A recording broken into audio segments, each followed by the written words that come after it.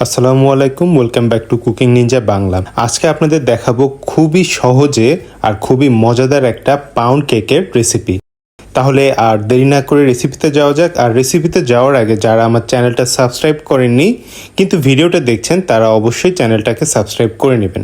এর জন্য প্রথমে শুকনো উপাদানগুলোকে রেডি করে নিচ্ছি। একটা চাল নিতে এখানে আমি হাফ কাপ আর 1/4 কাপ আটা নিয়ে নিচ্ছি। আপনারা চাইলে এখানে ময়দাও নিয়ে নিতে পারেন। এরপরে দিচ্ছি বেকিং সোডা হাফ চা চামচ, 2 টেবিল চামচ গুঁড়া দুধ। তারপরে সব শুকনো উপাদান ভালো মতো চেলে নিচ্ছি। শুকনো উপাদানগুলো চেলে নেওয়ার পরে সেগুলোকে ভালো মতো মিক্স করে নিচ্ছি। এবার একটা বাটিতে 2টা রুম টেম্পারেচারের ডিম নিয়ে নিয়েছি, আর এর ভিতরে দিচ্ছি হাফ কাপ চিনি। এবার একটা ইলেকট্রিক বিটার দিয়ে এই ডিম আর চিনিটাকে ভালো মতো বিট করতে হবে। এই কেকের ক্ষেত্রে অবশ্যই খেয়াল রাখতে হবে যে এখানে কোনো রকমের ডিমের ফোম বানাতে হবে না, বা ডিমের ফোম দিয়ে 4 বা 8 কিছু লিখতে হবে না। এটাই আপনার বিট করতে হবে ততক্ষণ পর্যন্ত যতক্ষণ না ডিমের সাথে চিনিটা ভালো মতো গলে যাচ্ছে। মূল কথা হচ্ছে চিনিটা একদম ভালো মতো গলে যেতে হবে এখানে। এটা চাইলে আপনারা হ্যান্ড হুইস্ক দিয়েও করতে পারেন। দেখুন, বিট করতে করতে ঠিক যখন এই পর্যায়ে আসছে, আমি একটু হাত দিয়ে টেস্ট করে দেখব। যদি হাতে এরকম দানা দানা বাজে চিনি, তাহলে আরও কিছুক্ষণ বিট করতে হবে, কিন্তু আমার এখানে আর বিট করার কোনো রকম প্রয়োজন নেই। এরপরে এখানে আমি 1/3 কাপ সয়াবিন তেল দিচ্ছি। এরপরে দিচ্ছি কয়েক ফোঁটা ভ্যানিলা এসেন্স, আর দিচ্ছি মিল্ক এসেন্স। এই মিল্ক এসেন্সটা এর ভিতরে দিলে অনেক সুন্দর একটা ফ্লেভার আসে, অনেক রিচ একটা ফ্লেভার আসে। আপনারা চাইলে এটা স্কিপও করতে পারেন, কিন্তু দিলে ফ্লেভারটা অনেক ভালো আসবে। আচ্ছা, এসেন্সগুলো দেওয়ার পরে ভালো মতো আবারও মিক্স করে নিচ্ছি।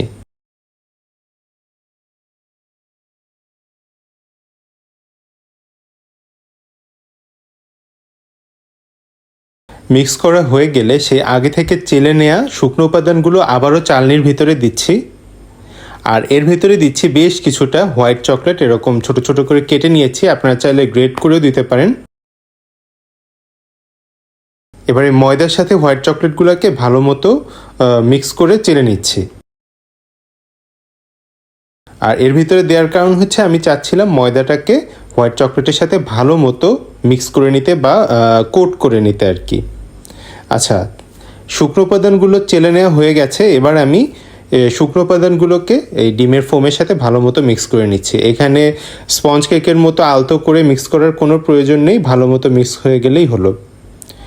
মিক্স করা হয়ে গেলে এবার সেই আটা দিয়ে কোট করে নেওয়া হোয়াইট চকলেটগুলোকেও আবার আমি ব্যাটারের ভিতরে দিয়ে দিচ্ছি, দিয়ে মিক্স করে নিচ্ছি।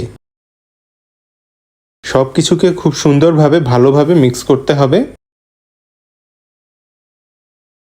আর এখানে একটা 7 ইঞ্চি সাইজের পাউন্ড কেক মোল্ডে আমি তেল ব্রাশ করে কাগজ বিছিয়ে নিয়েছি, আর তারপরে কেকের ব্যাটারগুলোকে ঢেলে দিচ্ছি এর ভিতরে। কেকের ব্যাটারগুলো ঢেলে দেওয়ার পরে এভাবে একটু ট্যাপ ট্যাপ করে নিচ্ছে, যাতে ভেতরে বাবলস থাকলে সেগুলো বের হয়ে যায়। তারপরে উপরে কিছু কাঠবাদাম এভাবে কুচি করে বা স্লাইস করে নিয়ে দিয়ে দিচ্ছি। আপনারা চাইলে কাজু বাদামও দিতে পারেন, বা চাইলে নাও দিতে পারেন। এরপরে এটাকে 30 থেকে 35 মিনিটের জন্য বেক করতে হবে। দেখুন, 30 থেকে 35 মিনিটের জন্য বেক করা হয়ে গেছে। আর বেক করার পরে একটা কেক টেস্টার দিয়ে টেস্ট করে দেখবেন, ভেতরে যদি কেকের ব্যাটারটা কাঁচা থাকে তাহলে আরও 5 থেকে 6 মিনিট রেখে দেবেন, তাহলেই কেকটা হয়ে যাবে। কেকটা যখন পুরোপুরি ঠান্ডা হয়ে যাবে মোল্ডের ভিতরে, তখন এটাকে চারদিক দিয়ে চাকু দিয়ে ছাড়িয়ে নিয়ে এটাকে আমি মোল্ড আউট করে নিচ্ছি।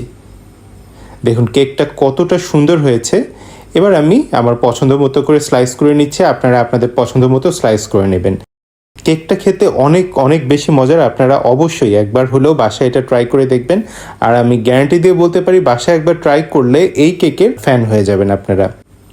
তাহলে ভিডিওটা কেমন লাগলো অবশ্যই কমেন্টে জানাবেন, আর যদি ভালো লেগে থাকে তাহলে বেশি বেশি শেয়ার করবেন আপনার ফ্রেন্ডস অ্যান্ড ফ্যামিলির সাথে, আর অবশ্যই ভিডিওতে লাইক দেবেন।